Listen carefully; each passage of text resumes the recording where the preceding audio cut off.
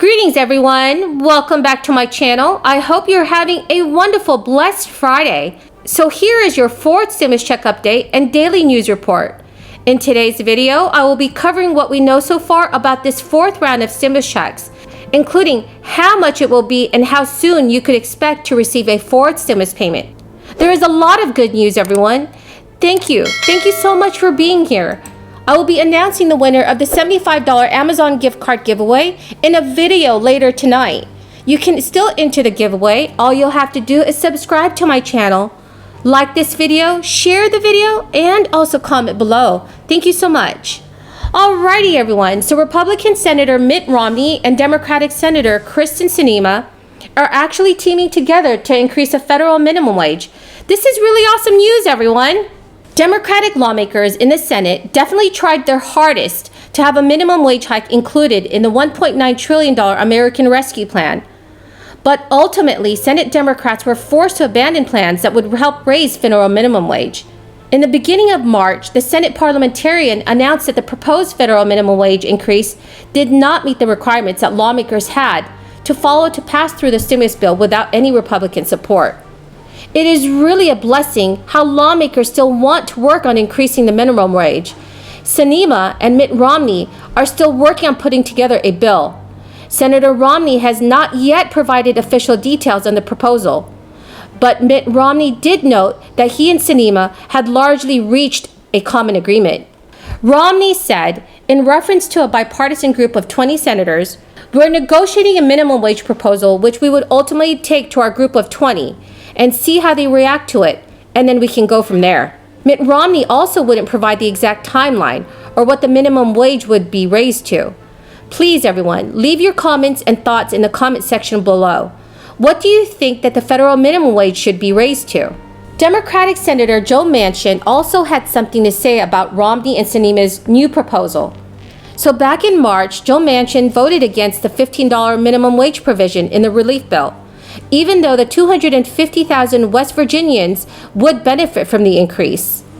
According to Huffington Post, Senator Manchin believes that the bipartisan measure would raise the minimum wage to $11 per hour. Manchin also has been circulating a proposal that would raise the minimum wage to $11 per hour and index it to inflation. House Representative Pramila Jayapal recently shared her thoughts in a Twitter post. Organizers have been fighting for a $15 minimum wage for over a decade. We cannot compromise on giving 32 million workers a raise and lifting 1 million people out of poverty. A $15 minimum wage is long overdue. In my opinion, I believe that raising a minimum wage is a wonderful and great idea. Millions of Americans could really benefit from the increase. Progressive lawmakers will definitely support a minimum wage of $15 per hour.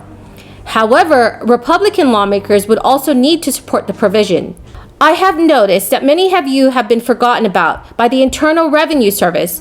Millions of Americans have already received their $1,400 third stimulus check, but there is still a large number of people that haven't even received their third stimulus check yet.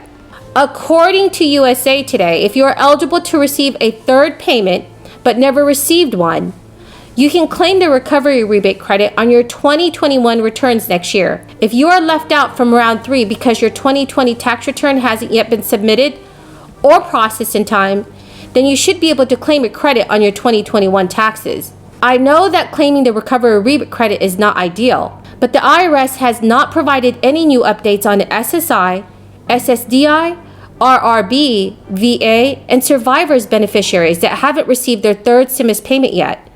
It is really upsetting and frustrating to know that so many of you are being left out. But the fourth round of stimulus check would definitely help millions of people. Millions are still financially struggling. It has been over a year since this crisis had started. The U.S. Census Bureau has shared that almost 30% of Americans couldn't cover all of their household expenses in late March, and about 18 million adults are still going hungry each month. Our lawmakers surely need to take more action for the American people now. The continued economic fallout is why lawmakers are urging President Joe Biden to include recurring monthly stimulus checks and automatic unemployment insurance extension in his long-term economic plan. It is very possible that President Biden would include a fourth stimulus payment in his new infrastructure plan. House Speaker Nancy Pelosi has stated that the new plan should be passed by summer. Senate Finance Committee Chair Ron Wyden and Budget Committee Chair Bernie Sanders have argued that a third stimulus payment would not last many cash-strapped families that very long. Some lawmakers have pushed for a $2,000 monthly stimulus payment, and others believe $1,000 a month would be very helpful as well.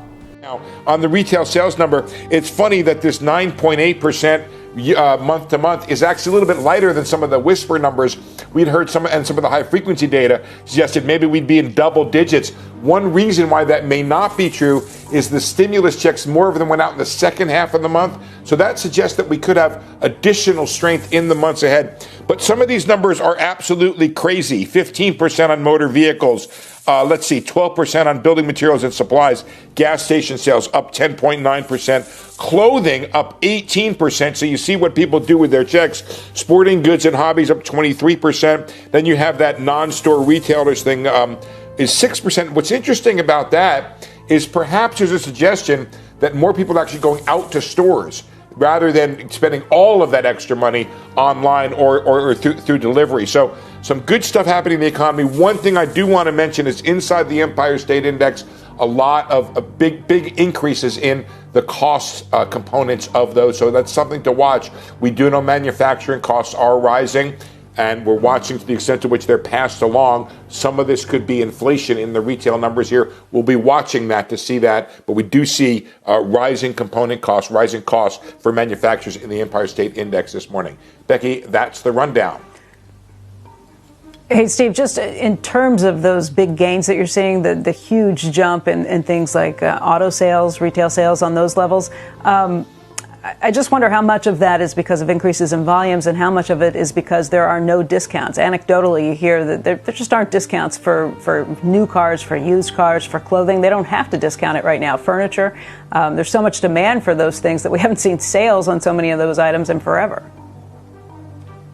Right. So if I could just put a technical sort of umbrella around that question is, what we see here is we see the nominal price here. This is not inflation adjusted. We will get real retail sales. Those are the numbers that will eventually flow into the GDP numbers. But if this is a matter of pricing keeping the volumes up or keeping the amounts up, that will show up in a lack of either decline. So everyone, that is the end of the video for now. I hope you found this video helpful. If you have any questions or comments, please leave them in the comment section below, and I'll do my very best to answer any questions you may have. Don't forget to enter the $75 Amazon gift card giveaway by subscribing to my channel, sharing this video, liking the video, and commenting below. Thank you so much, everyone, and have a very, very, very blessed day.